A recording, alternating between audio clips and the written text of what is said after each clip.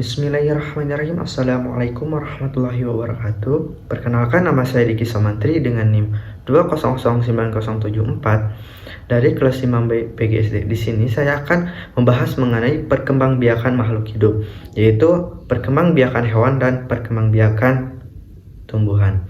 Nah, yang pertama itu cara hewan berkembang biak atau perkembangbiakan hewan, yaitu ada dua cara. Yang pertama itu ada secara generatif dan ada secara vegetatif. Yang pertama yaitu cara hewan berkembang biak secara generatif, yaitu perkembangbiakan generatif bisa disebut dengan cara reproduksi seksual. Nah, dalam perkembangan hewan, generatif ini dibagi menjadi tiga lagi, yaitu ovipar, vivipar, dan ovovivipar. Nah, yang pertama itu ada ovipar. Nah, di mana ovipar adalah cara hewan berkembang biak dengan bertelur. Nah, perkembangbiakan jenis ini bisa dilakukan oleh burung ataupun reptil. Nah, setelah dilakukan pembuahan oleh sperma, maka embrio yang dihasilkan tumbuh dan berkembang di kulit telur. Nah, adapun nutrisi yang didapatkan oleh embrio melalui cadang makanan dari telur yang keluar dari tubuh ibu. Adapun contoh beberapa hewan yang berkembang biak secara bertelur, ada ayam, angsa, merpati, kadal, ikan, capung, katak, kupu-kupu, buaya, dan lain sebagainya. Nah, yang selanjutnya ada vivipar. Nah, di mana vivipar ini adalah cara berkembang biak hewan dengan cara melahirkan. Setelah pembuahan, embrio tumbuh dan berkembang di dalam rahim. Nah, di sana embrio menerima nutrisi dari makanan yang dicerna oleh induk melalui plasenta. Adapun ciri-ciri hewan vivipar adalah memiliki kelenjar susu, telinga, dan rambut. Nah, beberapa contoh hewan lainnya seperti ada paus, anjing laut, lumba-lumba, kucing, anjing, sapi, dan lain sebagainya. Nah, untuk vivipar ini biasanya bisa terjadi di mamalia atau hewan yang memiliki kelenjar susu ya. Nah, selanjutnya ada yang namanya ovovivipar, di mana ketika perkembangbiakan ini melalui jalur jenis ovipar. Nah, jadi dalam ovovivipar ini embrio yang dihasilkan tumbuh dan berkembang dalam sel telur.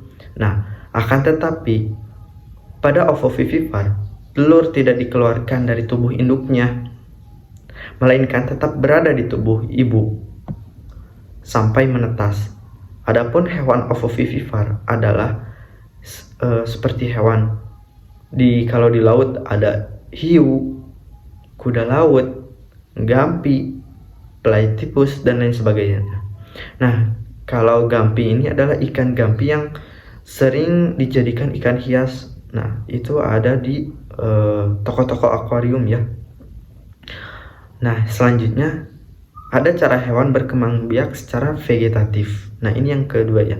Tadi yang pertama secara generatif dan sekarang ada vegetatif. Nah, adapun cara berkembang biak hewan secara vegetatif ini adalah berkembang biak hewan yang dilakukan tanpa melalui perkawinan, jadi tanpa adanya percampuran antara sel telur dan sel sperma. Nah, jadi secara umum reproduksi vegetatif terjadi pada hewan tingkat terendah dan memiliki struktur tubuh yang tidak sempurna. Jadi hewannya ini sangat kecil sekali, yang biasa dilakukan oleh seperti amuba, hidra, ataupun cacing pipih. Nah, ada tiga cara perkembangbiakan hewan yang dilakukan dengan cara vegetatif, yaitu ada yang dengan tunas, fragmentasi, dan membelah diri. Nah, seperti tunas tadi saya sebutkan bahwa itu bisa dilakukan oleh hewan yang namanya hidra, dan fragmentasi ataupun membelah diri itu bisa dilakukan oleh cacing pipih. Nah, jadi berkembangbiaknya itu adalah membelah diri. Jadi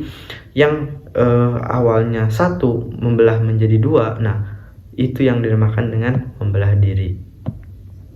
Nah, selanjutnya cara tumbuh berkembang biak. Jadi tumbuhan juga berkembang biak ya teman-teman. Nah, jadi pada tumbuhan juga berkembang biak juga dilakukan dengan dua cara, yaitu secara generatif dan secara vegetatif. Nah, yang pertama itu secara generatif. Jadi pada tumbuhan juga sama ya, ada secara generatif dan vegetatif. Nah, yang pertama secara generatif, bahwa pertumbuhan generatif terjadi ketika serbuk sari jatuh ke kepala putik. Nah, proses ini akan menghasilkan bunga yang kemudian akan berkembang menjadi buah. Nah, penyerbukan pada tumbuhan ini bisa terjadi secara mandiri, secara silang, penyerbukan tetangga, berbagai jenis, maupun penyerbukan bastar gitu ya. Nah, contoh tanaman padi, jagung, kopi, jambu air, jambu biji, tomat, cabai, kacang panjang. Nah, biasanya secara generatif ini biasanya adalah tumbuhan yang berkeping dua atau zigotid biasanya ya, ataupun yang mempunyai batang yang keras gitu. Nah, itu yang sering dilakukan oleh secara generatif ya, perkembangan secara generatif di dalam tumbuhan. Nah, selanjutnya ada secara vegetatif. Nah, jadi perkembangbiakan secara vegetatif di dalam tumbuhan ini, atau yang dilakukan oleh tumbuhan itu proses yang dilakukan secara tidak kawin juga atau aseksual. Nah, pada tumbuhan perkembangbiakan dengan cara ini bisa terjadi sendiri ataupun dengan bantuan gitu, dengan bantuan tangan manusia ataupun dengan angin. Nah, jadi pada perkembangbiakan vegetatif ini terjadi dengan cara membelah diri. Nah, ada cara lain, yaitu dengan fragmentasi ataupun tunas, contohnya seperti tanaman umbi-umbian. Nah, seperti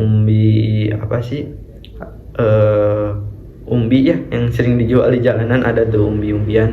Terus ada pohon pisang juga tuh, itu secara tunas, dan ada pun jamur gitu. Nah, jadi secara vegetatif itu jadi tidak melalui perkawinan sama sekali.